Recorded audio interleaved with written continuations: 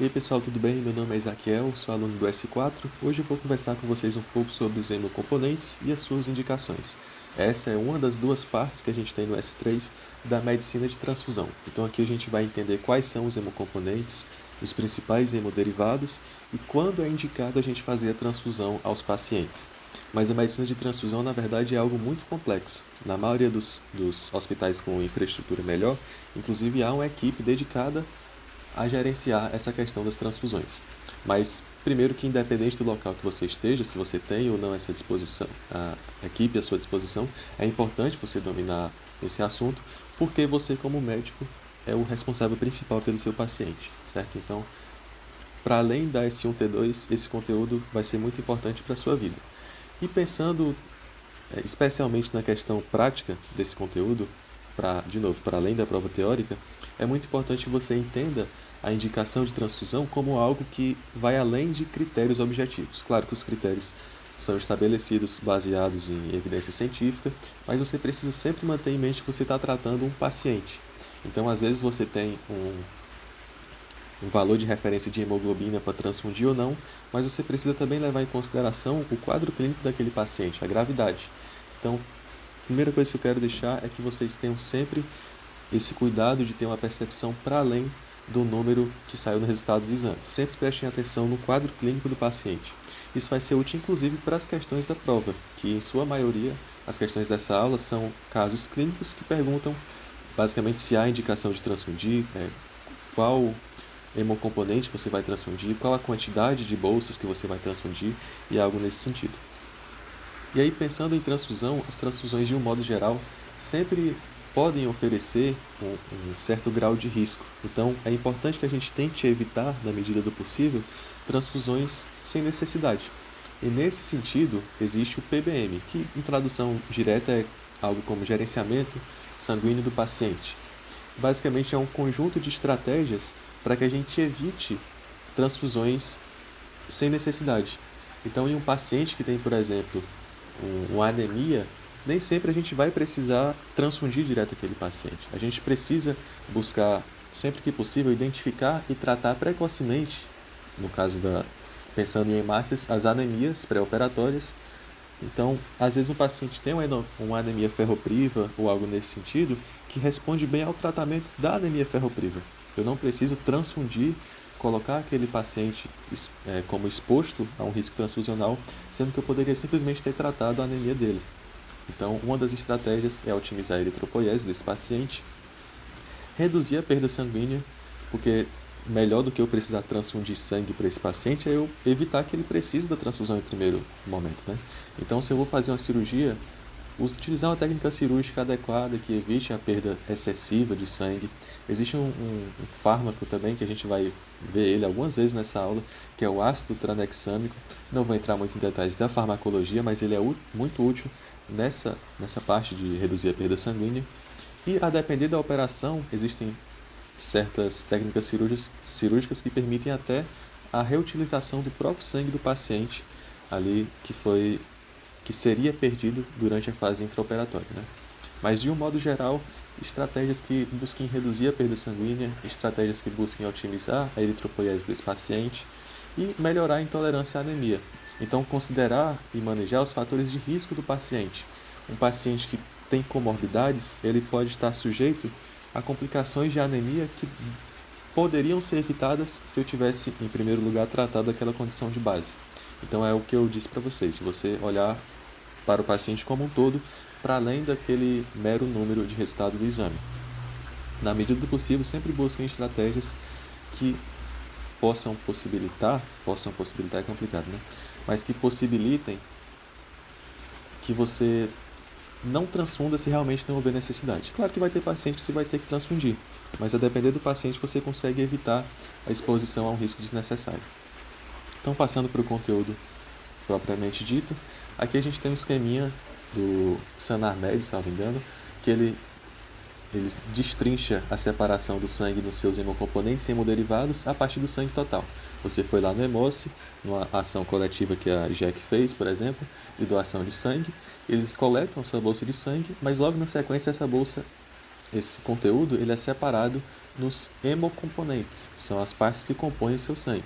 Então, a sua bolsa de sangue vai ser primeiramente dividida em um concentrado de hemácias e um plasma rico em plaqueta, que por sua vez vai ser dividido em um concentrado de plaquetas, e esse plasma, geralmente, ele é congelado. Então, tem um plasma fresco congelado.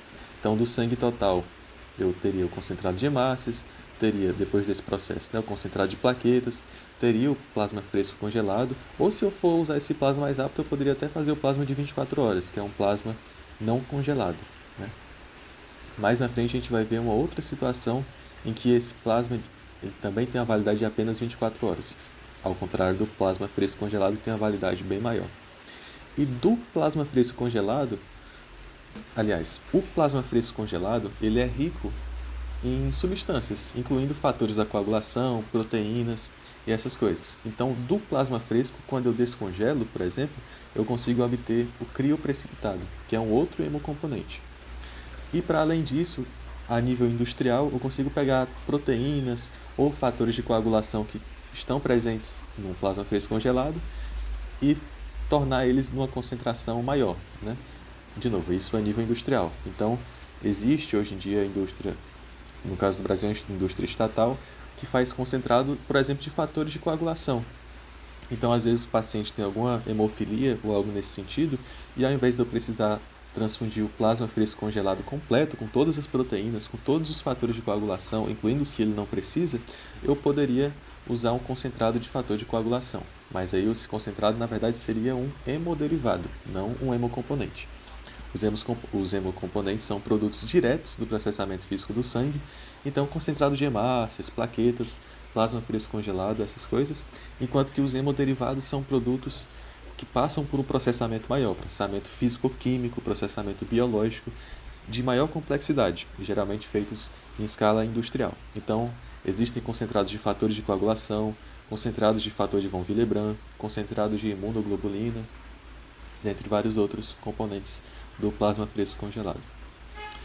E existe, inclusive, ainda que o professor comentou brevemente, né, na aula, a coleta por aférese, que é uma coleta um pouco diferente daquela tradicional, tem a vantagem de coletar os hemocomponentes já leucorreduzidos, então vão ter quantidade de leucócitos menores, o que significa que aquele hemocomponente coletado vai ter uma chance menor de causar uma reação à transfusão, mas isso a gente vai ver mais para frente. Consegue coletar um número maior de plaquetas, de modo que eu consiga criar um concentrado de plaquetas de um único doador, ao invés de pegar de vários, além de possibilitar doações mais frequentes. E a aférese, para além de um mecanismo de doação, ela serve também como um método de tratamento. A gente viu na aula de hemostasia primária, que eu também dei, que o tratamento da PTT é por plasmaférese, que é basicamente a mesma máquina. Eu vou transfundir para o paciente um plasma que contenha a enzima Adams 13, que é o que está em deficiência no paciente com PTT. E, claro, tem as limitações, né? Maior custo, necessidade de um acesso mais calibroso, então ainda não é algo que está amplamente disponível a coleta por aférese. Agora, passando para os hemocomponentes e as suas indicações propriamente ditos, a gente começa com o concentrado de hemácias, certo? Eu posso indicar esse concentrado para um paciente em que eu queira fazer a inibição da eritropoiese. Isso são casos mais específicos, é um pouco mais raro essa forma de indicação, mas pode ser útil, por exemplo, para pacientes com anemia falciforme. Então, ao invés de eu deixar o próprio corpo produzir a hemácia defeituosa, eu mesmo transfundo a hemácia que seja adequada para o paciente. Mas a indicação mais comum das hemácias é para corrigir hipóxia tecidual grave. E quando que a gente vai transfundir com esse objetivo de corrigir hipóxia? Primeiro, a gente precisa observar se o paciente está sangrando ou não, porque os critérios, claro, vão variar de acordo com a clínica. Então, um paciente sem sangramento grave, eu tenho um tempo maior para avaliar.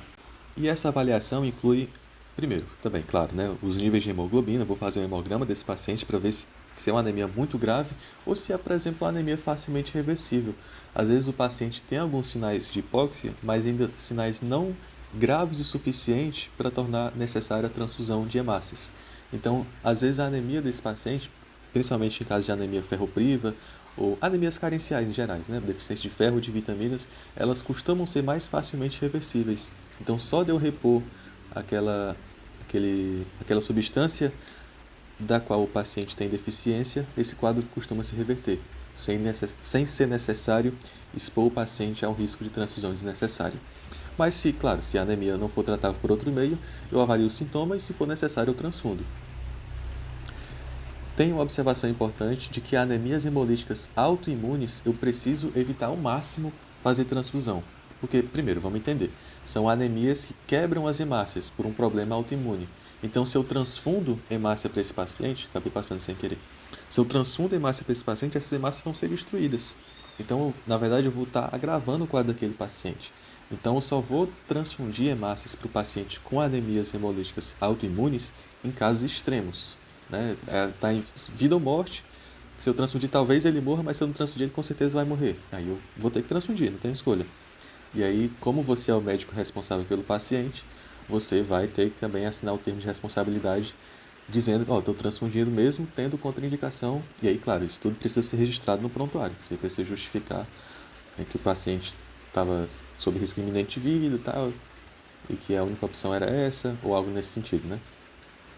Porque o tratamento dessas condições autoimunes deve focar no controle da doença de base. É algo parecido com o que a gente viu lá na PTI. Né? Na PTI, a gente viu que o tratamento é baseado em corticoides, baseado em imunoglobulina intravenosa e não em transfusão.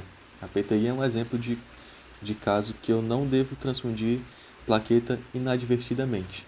Mas, para além da PTI, anemias hemolíticas autoimunes de modo geral. Alguns valores de hemoglobina que nos ajudam a se guiar na decisão de transfundir ou não, embora não seja o único critério, são, primeiro, que hemoglobinas acima de 9 raramente geram uma sintomatologia grave ao ponto de ser necessário transfundir sem eu considerar outras opções antes. Então, geralmente, um nível acima de 9 é tranquilo para o paciente, é seguro para o paciente. E pensando em procedimentos cirúrgicos, normalmente hemoglobina acima de 8 já é segura. E aí, claro, nesse caso eu preciso buscar a causa da anemia e tratar. E aí, de novo, a gente volta naquela questão de se é uma anemia carencial, por exemplo, eu consigo reverter com facilidade sem precisar transfundir. Mas se chega um paciente com a sintomatologia mais grave e principalmente com anemia com hemoglobina abaixo de 7, geralmente eu vou ter que transfundir. Não significa que se a hemoglobina tiver 7,1, eu vou deixar de transfundir se aquele paciente estiver, sei lá, em choque. Não, eu preciso considerar para além do número da hemoglobina, certo? Mas normalmente abaixo de 7 já é grave o suficiente para precisar transfundir. Com o agravante de que pacientes que têm comorbidades, então doenças cardiovasculares crônicas, já tiveram infarto ou angina instável, eu preciso ter um cuidado maior. Então, às vezes, hemoglobina abaixo de 8 eu já preciso considerar transfundir, ao invés de esperar ficar abaixo de 7. E no paciente com sangramento grave, primeiro que vai ser um atendimento diferente, porque ele vai chegar na emergência, né? E aí, geralmente, o paciente que chega ali com a pressão baixa, com hipotensão importante, a gente costuma tentar expandir o volume com cristalóides, né? Então, por exemplo, um soro fisiológico. Mas, primeiro que eu preciso avaliar os níveis de hemoglobina, leucócitos, plaquetas desse paciente, para ver se eu realmente vou dar só cristalóide. E segundo que eu não posso dar cristalóides infinitamente. Geralmente eu tenho um limite a ser respeitado de até 1 litro, senão aquele sangue começa a ter uma redução dos níveis proporcionais de algumas coisas importantes, incluindo a hemoglobina. Né? Então tudo bem, eu posso começar a reposição com cristalóides, mas nem sempre o paciente vai responder e nem sempre o paciente vai ter níveis adequados de hemoglobina e de plaquetas para eu não transfundir. Também no paciente com sangramento grave, além de pensar na transfusão, de novo, eu preciso pensar no paciente como um todo. Então, eu preciso controlar o sangramento. Então, o paciente chega com sangramento importante, com pressão baixa na minha sala de emergência, eu preciso controlar o sangramento, fazer um torniquete. Se for um sangramento interno, tem que mandar para cirurgia urgente, geralmente. Existem também fármacos que podem ajudar. De novo, estou repetindo o nome dele, ácido tranexâmico. Mas de alguma maneira eu preciso controlar aquele sangramento. Eu tenho, claro, a medida de suporte, mas eu preciso parar o que está causando aquele sangramento em primeira instância. Então, uma vez que eu controlei o sangramento e que esse meu paciente ou não está respondendo bem a cristalóides ou está com níveis baixos de hemoglobina ou plaquetas o suficiente para eu considerar transfundir, eu tenho que transfundir, principalmente para manter os sinais vitais dele estáveis. E dependendo do grau de trauma que esse paciente tenha, pode ser que ele chegue na sua sala de emergência com níveis baixos tanto de hemoglobina, quanto de plaquetas, quanto de fatores de coagulação. Enfim, ele está completamente instável, está em choque hipovolêmico, está hipotenso, está um quadro grave o suficiente para eu iniciar o protocolo de transfusão maciça. Vou fazer uma transfusão já contendo basicamente os hemocomponentes todos. Então vou transfundir ao mesmo tempo concentrado de hemácias, concentrado de plaquetas e plasma fresco congelado. E aí, claro, vou ficar avaliando esse paciente, acompanhar a evolução para eu ajustar a proporção. Pode ser que o paciente chegue na sua emergência precisando só de concentrado de hemácias. Mas se ele precisar do protocolo maciço, eu transfundo tudo, e aí eu vejo, a plaqueta normalizou, então beleza, já não transfundo mais plaqueta. Mas ainda precisa de hemácia, ou algo nesse sentido. E no caso do paciente que chega num trauma muito grave, frequentemente é necessário a gente transfundir antes que saiam todos os pré-testes de risco transfusional. Então, de novo, nesse caso a gente tem que assinar termo e precisa registrar no prontuário do paciente a gravidade da situação e justificar, portanto, a necessidade de transfundir antes do resultado do pré-teste sair. E aí, claro que nesses pacientes a gente busca transfundir as bolsas de sangue O negativo para, na medida do possível, evitar uma reação transfusional.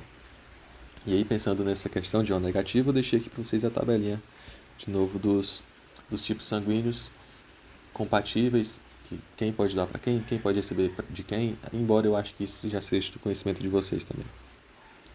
Pensando em concentrado de plaquetas, antes da gente detalhar um pouco os níveis de indicação, é importante a gente observar que para plaquetas eu preciso sempre respeitar o fator RH do paciente, então positivo ou negativo, e em alguns pacientes eu preciso também ter cuidado com o sistema ABO, mas para todos eu preciso prestar atenção no RH. E geralmente, em relação à quantidade, tal qual o concentrado de hemácias, eu vou transfundir um concentrado de plaquetas e reavaliar. Eu não vou tacar logo 2, 3, 4 bolsas no paciente sem necessidade. Eu faço um concentrado de plaquetas e reavalio se ele continua precisando de mais ou se dali para frente o organismo dele consegue dar conta. E as indicações vão depender dos níveis de plaqueta e também de se o paciente está com sangramento, está com sintomas preocupantes. Então, entrando aqui nos números, a gente tem indicações de pacientes com sangramento de sistema nervoso central. Eu posso transfundir a partir de níveis menores que 100 mil plaquetas, então ainda é um nível relativamente alto de plaquetas, mas o sistema nervoso central é altamente delicado, altamente perigoso para gerar desfechos graves, né, como sequelas irreversíveis ou morte. Então, abaixo de 100K de plaquetas por microlitro já posso considerar transfundir. No paciente que eu vou submeter ao protocolo de transfusão maciça, geralmente menor que 50, e também pacientes que tenham sangramentos no que a OMS classifica como graus 2 a 4. Coloquei aqui uma tabela que tem vários exemplos de sangramento. Então, por exemplo, um melena, um hematêmese, um sangramento associado à instabilidade hemodinâmica grave, sempre que tem um sangramento em um grau avançado e as plaquetas menores que 50 mil, de um modo geral, vou precisar transfundir. E quando que eu vou fazer transfusão profilática naquele paciente? Aquele paciente não está sangrando, mas eu preciso transfundir. Primeiro, se o paciente tiver plaquetas menores que 10 mil. O limite inferior mínimo do valor de referência das plaquetas é 100 mil. Então, se o paciente está com menos que 10 mil, ele está grave o suficiente para, mesmo que ele não esteja sangrando, eu transfundir de maneira profilática. Então, qualquer paciente com plaquetas menores que 10 mil, eu preciso ter transfusão como uma das minhas opções. Mas se o paciente tem fatores de risco que possam me indicar algum processo ocorrendo, como por exemplo febre, infecção, então o paciente tem sinais sistêmicos, eu posso elevar esse nível da transfusão profilática para 20 mil. Alguns procedimentos invasivos que eu for fazer, então alguns tipos de cirurgia, acessos venosos centrais ou algo nesse sentido, eu também devo evitar níveis muito baixos de plaquetas. Dependendo do procedimento, eu não preciso que as plaquetas também estejam tão altas. Vai depender do grau de exposição a sangramento que esse procedimento vai causar no paciente. Então, é um procedimento extremamente invasivo e perigoso, eu preciso considerar transfundir já abaixo de 20 mil. Mas se for um procedimento de baixo risco, às vezes até níveis de 100 mil a gente considera aceitável. E uma outra indicação diferente dessas de plaqueta é que paciente com leucemia promielocítica aguda na fase de coagulação intravascular disseminada, abaixo de 50 mil já preciso considerar transfundir. Não vou entrar em detalhes da fisiopatologia da LPA, porque, salvo engano, vocês têm uma aula só de leucemias agudas. Não lembro exatamente quem ficou com essa aula agora, mas lá eles devem destrinchar melhor a fisiopatologia dessa doença para vocês entenderem. Mas da parte de transfusão, abaixo de 50 mil nesses pacientes eu já preciso considerar transfundir. E assim como existem indicações de transfundir, existem também contraindicações, né? Eu geralmente evito ao máximo transfundir pacientes com PTI, com PTT ou com trombocitopenia induzida por heparina. Assim como naqueles pacientes que têm anemias hemolíticas autoimunes, eu evito transfundir concentrado de hemácias, né? Pela mesma lógica. O plasma fresco congelado, de um modo geral, é indicado para transfusão quando o paciente precisa de reposição de fatores da coagulação que estão presentes no PFC. Né? Então, um paciente que tem um sangramento e que tem um TAP muito alargado, e aí geralmente a gente considera muito alargado mais que 50% do normal, né? Do INR normal. Aí eu posso considerar fazer a transfusão. Também naqueles pacientes que eu vou submeter ao protocolo de transfusão maciça, já que é uma proporção de 1 de cada.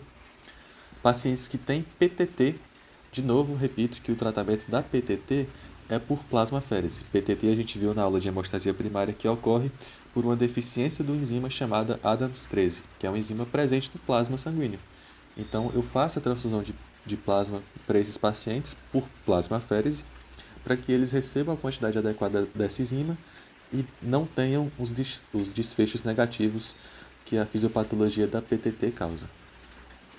Além disso, TAP ou TTPA alargados antes de procedimentos invasivos, e aí, assim como nas plaquetas, eu também preciso, de certo modo, considerar o grau de risco desse procedimento. Porque se é um procedimento de baixo risco, como, por exemplo, simplesmente pegar um acesso central, geralmente eu posso aceitar um INR até níveis menores que 3.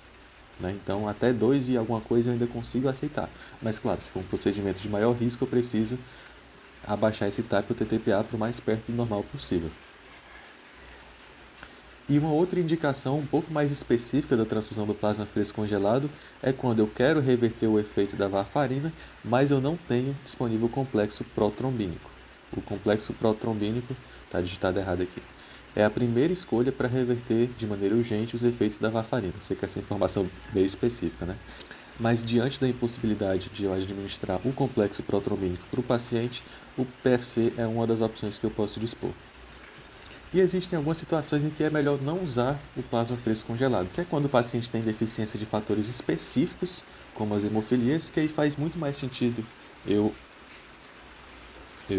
administrar ao paciente um hemoderivado, ao invés de um hemocomponente. Então eu pego, a nível industrial, um concentrado daquele fator específico da coagulação que ele tem deficiência e administro, sem eu precisar expor o paciente ao risco da transfusão e sem eu precisar dar para ele fatores que ele não tem em quantidade reduzida. Além disso, sangramento sem alargamento do TAP e TTPA, porque se o intuito do plasma fresco congelado, principalmente nesse caso, seria fornecer fatores da coagulação, não faz sentido eu transfundir nesse paciente, porque se o TAP e o TTPA dele estão normais, teoricamente ele tem fatores da coagulação em níveis aceitáveis. E além disso, eu não devo também transfundir o PFC se eu tiver o complexo protrombínico disponível para fazer a reversão da varfarina, aquilo que a gente comentou no slide passado. Quanto à compatibilidade, o plasma fresco congelado segue uma lógica inversa ao do concentrado de hemácias. Então, enquanto que para as hemácias o O negativo é doador universal e o AB positivo receptor universal, aqui no plasma fresco congelado é o contrário. O O é receptor universal e o AB é doador universal. Isso por conta dos anticorpos presentes no plasma. Certo? Então, o receptor A pode receber de A, pode receber de AB. O receptor B pode receber de B ou de AB. E o AB só pode receber de AB. E aí repare que eu não estou falando A positivo ou A negativo aqui para plasma fresco, porque eu posso ignorar o fator RH nesse caso. Ao contrário das hemácias que eu preciso sempre considerar.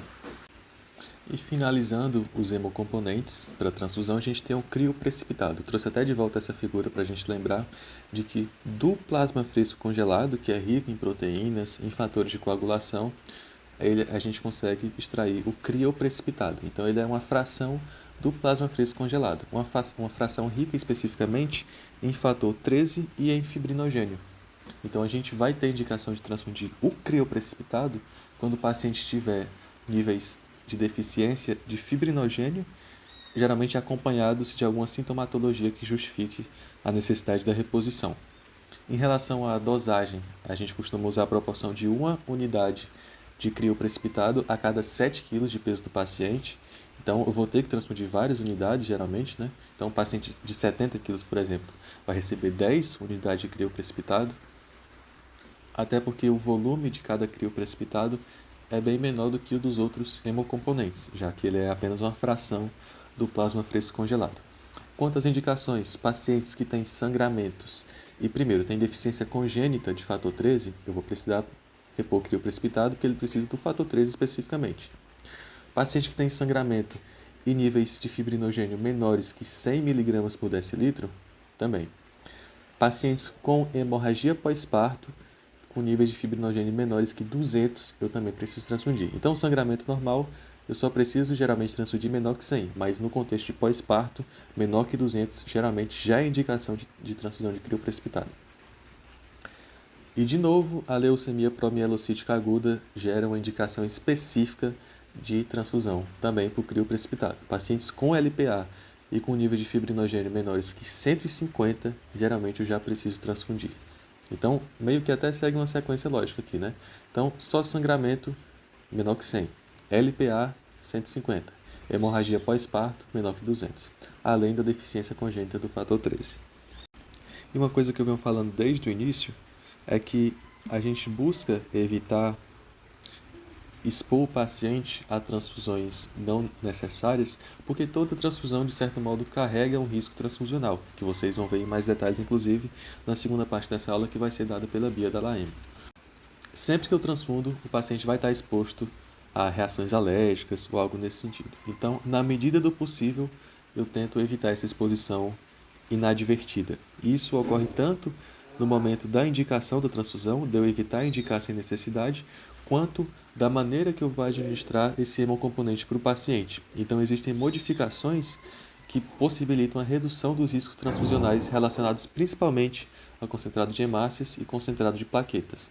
Geralmente estão relacionados a algumas características específicas das pessoas que vão receber esses receptores. De um modo geral, as reações à transfusão estão relacionadas à imunidade, né? Seja a imunidade do paciente atacando o conteúdo recebido, ou seja, até os leucócitos que estão presentes naquele conteúdo transfundido atacando o paciente.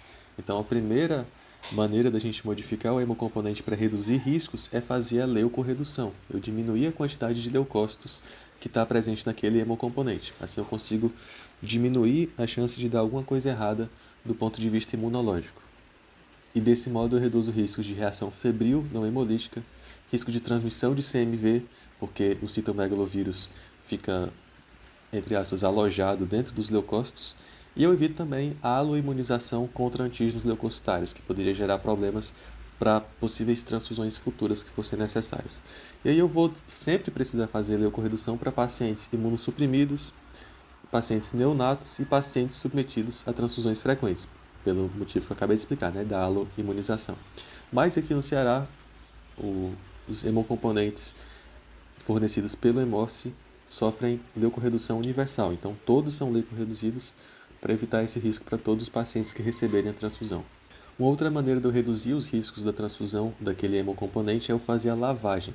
É eu basicamente tirar as proteínas que estão presentes naquele hemocomponente, como também uma tentativa de reduzir reações alérgicas graves. E aí tem só uma desvantagem que essa lavagem vai reduzir o rendimento e a validade do hemocomponente. Então, se eu tenho, por exemplo, um plasma que eu preciso fazer a lavagem, ele passa a ser válido por apenas 24 horas, ao invés de meses, dias, semanas, que ele seria normalmente na forma congelada. E por essa redução do prazo de validade do hemocomponente, geralmente eu faço lavagem nos pacientes que precisam. Então, se o intuito é reduzir reações alérgicas, normalmente a lavagem é feita nos pacientes que já tiveram algum grau de reação alérgica a uma transfusão. E aí eu preciso solicitar o hemocomponente com a lavagem especificamente para o pessoal do Hemocentro. Outras técnicas de modificações incluem a irradiação, que vai eliminar os linfócitos. Então, ao invés de eu apenas leucorreduzir, eu tenho um processo até um pouco mais agressivo, entre aspas, que vai eliminar os linfócitos. Isso evita o que é chamado de doença do enxerto contra o hospedeiro pós-transfusional. Sei que é um nome meio complexo, mas seria basicamente os linfócitos presentes naquele hemocomponente atacando o organismo da pessoa que recebeu a transfusão. Então, Normalmente eu preciso fazer isso em pacientes que são imunossuprimidos graves, especialmente por doenças hematológicas. Então, paciente que está com linfoma de Hodgkin, fez um transplante de medula óssea halogênico recentemente, ou está fazendo quimioterapias de alguns tipos, normalmente eu preciso fazer essa irradiação. E uma outra estratégia, não exatamente uma modificação, mas um método de tentar também reduzir as reações transfusionais é a seleção por fenotipagem. Ao invés de eu modificar o hemocomponente, eu vou buscar selecionar a bolsa mais compatível para aquele paciente. Geralmente eu faço isso em pacientes que fazem transfusões crônicas, para eu evitar que aquele paciente desenvolva, que aquele paciente faça alguma aloimunização e passe a desenvolver reações alérgicas. Então, pego uma bolsa mais parecida o possível com o sangue dele. Ou aqueles pacientes que têm maior risco para desenvolver anticorpos, como os da anemia falciforme. Existe também uma outra modificação, principalmente usada no contexto da pediatria, que é a alicotagem. A alíquota, você lembra de percentual, né? É a divisão de um hemocomponente em bolsas menores. Então, se eu preciso por algum motivo transfundir, sei lá, um concentrado de hemácias para uma criança, eu vou usar uma dose completamente diferente do que eu uso para um adulto. Então, é frequente nesses pacientes neonatos e crianças eu fazer a alicotagem. Eu pego apenas um percentual de um hemocomponente numa bolsa menor para fazer a transfusão. Algumas questões da prova anterior. Homem de 45 anos, previamente isto, é admitido no pronto-socorro após um acidente automobilístico grave. Ele está hipotenso, olha a pressão muito baixa dele aqui, 70/40, taquicárdico e apresenta sangramento volumoso ativo em membro inferior direito. Seus exames iniciais revelam hemoglobina de 7,1, plaquetas de 180.000 e NR de 1,1. Certo? Antes de eu ir para as alternativas que perguntam a conduta, vamos dar uma destrinchada aqui. Primeiro que o quadro clínico dele é grave, né? Ele é um paciente de emergência. Ele está com hipotensão severa aqui, menor que 90/60. Ele está com taquicardia. Ele está com sangramento volumoso. Plaquetas dele estão em níveis normais. E o INR dele não está alargado o suficiente para necessitar de transfusão de plasma fresco congelado. Então, do ponto de vista de transfusão desse paciente, eu preciso me atentar apenas à hemoglobina, né? Então, a transfusão dele seria apenas de concentrado de hemácias. Mas, para além da transfusão, eu preciso, claro, prestar atenção, hipotensão, taquicardia, eu preciso fazer expansão volêmica nesse paciente, eu preciso parar o sangramento dele. Ele está com sangramento volumoso ativo em membro inferior, então eu preciso dar um jeito de parar esse sangramento. Dito isso, vamos ver as alternativas aqui, né? Qual a conduta mais apropriada nesse momento? Torniquete e transfusão de hemácias para estabilização do paciente. Perfeito, é essa. Mas vamos ler as outras, né? Transfusão de crioprecipitado para controle do sangramento? Não. O crioprecipitado, ele é específico para fatores de coagulação 13 e fibrinogênio, então nem entra muito na discussão.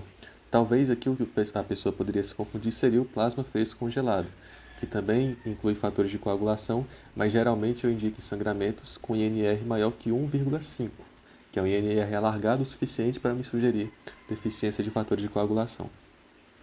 Transfundir apenas plasma para controle do sangramento? Não. É a mesma coisa que eu acabei de explicar agora, com o agravante de que ele está com a hemoglobina muito baixa, né? Eu não posso ignorar a hemoglobina e pensar apenas no plasma dele. Não transfundir hemácias, pois a hemoglobina encontra-se acima de 7. Isso aqui está errado, né? E aí a gente volta naquela questão que eu falei no começo. A indicação de transfusão paciente grave geralmente é hemoglobina menor que 7. Mas você não pode olhar meramente para o número da hemoglobina. Você precisa prestar atenção no quadro clínico desse paciente.